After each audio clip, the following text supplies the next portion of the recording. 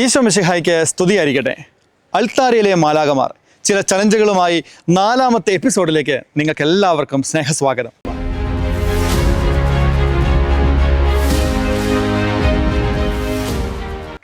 നിങ്ങൾക്ക് സന്തോഷമാണോ? ഹാപ്പിയായി അൾത്താരി ശുശ്രൂഷ ചെയ്യുവാനുള്ള പ്രധാനപ്പെട്ട ചില ലോജിക്കൽ ടിപ്പുകളാണ് ഈ എപ്പിസോഡിൽ നമ്മൾ സംസാരിക്കുന്നത്. വീഡിയോ മുഴുവൻ കാണുമല്ലോ. അതിനു മുമ്പ് 7 കാര്യങ്ങൾ, അതാണ് കഴിഞ്ഞ എപ്പിസോഡിൽ നമ്മൾ കേട്ടത്. പ്രാക്ടീസ് ചെയ്തോ? കേൾക്കാത്തവർ കഴിഞ്ഞ എപ്പിസോഡുകൾ പരിശോധിക്കാനായിട്ട് ശ്രദ്ധിക്കുമല്ലോ. ലിങ്കുകൾ താഴെ ഡിസ്ക്രിപ്ഷനിൽ കൊടുക്കാം. ഈ പരമ്പര കൃത്യമായി ലഭിക്കാൻ ചാനൽ സബ്സ്ക്രൈബ് ചെയ്യുകയോ താഴെയുള്ള വാട്സപ്പ് ലിങ്കിൽ ജോയിൻ ചെയ്യുകയോ ഒക്കെ ചെയ്യുക. വളച്ചു കെട്ടുന്നില്ല, നേരെ കാര്യത്തിലേക്ക് കടക്കാം. അൾത്താരി ശുശ്രൂഷയിൽ നോക്കിയും കണ്ടും കാര്യങ്ങൾ ചെയ്യുക എന്നൊരു കാര്യമുണ്ട്. പലതും എഴുതി വച്ചിരിക്കുന്നത് പോലെ മാത്രമല്ല ചെയ്യേണ്ടത്. അല്ല, അങ്ങനെ എഴുതി വച്ചിരിക്കുന്ന രീതികളുമില്ല. കണ്ടറിഞ്ഞ് പ്രവർത്തിക്കേണ്ട മേഖലയാണ് അൾത്താരി ശുശ്രൂഷ. ഇവിടെയാണ് ഒരു കാര്യപ്രാപ്തിയുള്ള ഒരു വ്യക്തിത്വം രൂപപ്പെടുന്നത്. കുട്ടിക്കാലം മുതലേ നിങ്ങൾക്കത് നിങ്ങൾ പോലും അറിയാതെ അനുദിനമുള്ള പരിശീലനത്തിലൂടെ നിങ്ങൾക്ക് ലഭിക്കുകയാണ്. എങ്ങനെ? നിങ്ങൾ ശ്രദ്ധിച്ചു നോക്കിയിട്ടുണ്ടോ? ഒരു ഇടവക മുഴുവൻ ആരാധനയ്ക്കായി പള്ളിക്കകത്തിരിക്കുമ്പോൾ ഈ സംവിധാനത്തിൻ്റെ മുഴുവൻ കൺട്രോൾ പാനലാണ് സങ്കീർത്തി. വൈദികൻ ഉൾപ്പെടെ വിശുദ്ധ വസ്തുക്കൾ ഇവയെല്ലാം സങ്കീർത്തിയിൽ നിന്നാണ് അൾത്താരയിലേക്ക് കടന്നു ചെല്ലുന്നത്. അതിനാൽ തന്നെ നിയമമറിഞ്ഞാൽ പേടിക്കാതെ പ്രവർത്തിക്കാൻ സാധിക്കുമെന്ന് പറയുന്നത് പോലെ സങ്കീർത്തിയിലെയും ആരാധനയിലെയും ഓരോ കാര്യങ്ങളുടെയും വസ്തുക്കളുടെയും രീതികൾ, ഉപയോഗങ്ങൾ തുടങ്ങിയവ മനസ്സിലാക്കിയാൽ വളരെ ഹാപ്പിയായി ആസ്വദിച്ച് നമുക്ക് നമ്മുടെ ശുശ്രൂഷ നിർവഹിക്കാനായിട്ട് സാധിക്കും.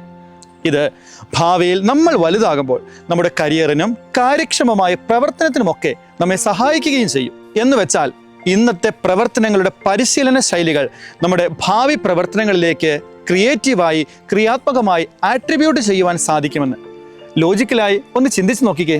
സത്യമല്ലേ? അതിനായി ചെറിയ ചില ടിപ്പുകൾ ഈ എപ്പിസോഡിൽ പറയുകയാണ്. ഈ ഒരു മാസം കൊണ്ട് ഇതെല്ലാം പരിശീലിക്കാൻ എല്ലാവരും ഒന്ന് പരിശ്രമിക്കുമല്ലോ. അതിനായി ആദ്യം ചെയ്യേണ്ട കാര്യം, നിങ്ങളിൽ പലരും കുറേ കാലമായി അൾത്താരയിൽ ശുശ്രൂഷ ചെയ്യുന്നവരായിരിക്കാം. ചിലപ്പോൾ പുതിയവരുമുണ്ടാകാം. അറിയാവുന്നവർ അറിയുന്ന കാര്യങ്ങൾ ജൂനിയേഴ്സിനെ പഠിപ്പിച്ചു കൊടുക്കുന്നതുമൊക്കെ നല്ല കാര്യങ്ങളാണ്. എന്നാലും നമ്മൾ വളരാൻ വേണ്ടിയുള്ള പരിശീലനമായതിനാൽ നമുക്കൊന്ന് ഫ്രഷ് ആയിട്ട് ഒന്ന് തുടങ്ങാം. ഒന്നാമത്തെ കാര്യം, ഒന്ന് ഇമാജിൻ ചെയ്ത് നോക്കിക്കേ. നിങ്ങളുടെ പള്ളിയുടെ ആ സങ്കീർത്തി, ഒരുപാട് കാര്യങ്ങൾ ആ സങ്കീർത്തിയിലുണ്ടല്ലേ.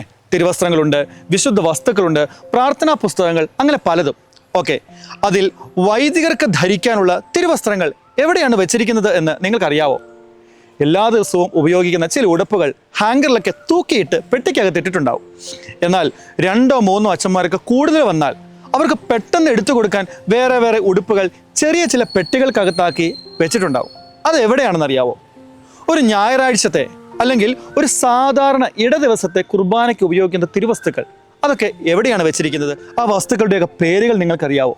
പെട്ടെന്ന് വികാരിയേസ് അൾത്താരയിൽ നിന്ന് വിളിച്ചിട്ട് ഒരു ശോശപ്പ അല്ലെങ്കിൽ കുസ്തോതി അല്ലെങ്കിൽ വേദക്കുസ്ത ഇതൊക്കെ എടുത്തുകൊണ്ട് വരാൻ പറഞ്ഞാൽ ടെൻഷൻ അടിക്കാതെ പെട്ടെന്ന് ഓടി സങ്കീർത്തിയിൽ ചെന്ന് അതിരിക്കുന്ന സ്ഥലത്ത് നിന്ന് എടുത്തുകൊണ്ട് കൊടുക്കുവാനായിട്ട് നിങ്ങൾക്ക് സാധിക്കുമോ?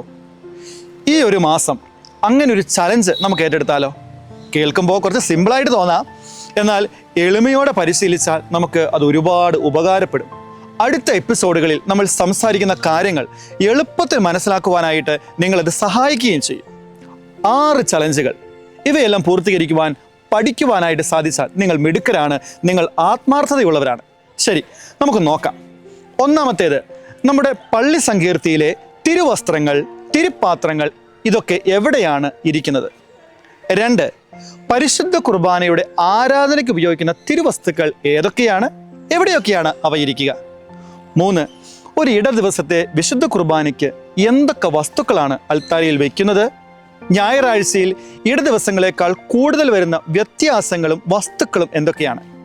4, ഒപ്പീസ്, മരിച്ചടക്ക്, വെഞ്ചിരിപ്പ്, നൊവേന, തിരുനാൾ, കൂദാശകൾ തുടങ്ങിയവയ്ക്ക് ഉപയോഗിക്കുന്ന പുസ്തകങ്ങൾ എവിടെയൊക്കെയാണ് ഇരിക്കുന്നത്? അവയുടെയൊക്കെ പേജ് നമ്പറുകൾ ഏതൊക്കെയാണ്? ഈ സന്ദർഭങ്ങളിലൊക്കെ ഉപയോഗിക്കുന്ന വിശുദ്ധ വസ്തുക്കൾ ഏതൊക്കെയാണ്? എവിടെയൊക്കെയാണ് അവ ഉപയോഗിക്കുന്നത്? 5, ഈ സങ്കീർത്തിയിലും അൾത്താരിൽ ഉപയോഗിക്കുന്ന വിശുദ്ധ വസ്തുക്കളുടെ, പുസ്തകങ്ങളുടെ, സ്ഥലങ്ങളുടെയൊക്കെ പേരുകൾ ഏതൊക്കെയാണ്?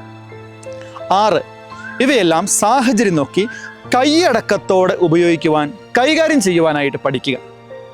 കേൾക്കുമ്പോൾ അല്പം എളുപ്പമാണെന്ന് തോന്നും, ചിലർക്കൊക്കെ ബുദ്ധിമുട്ടായും.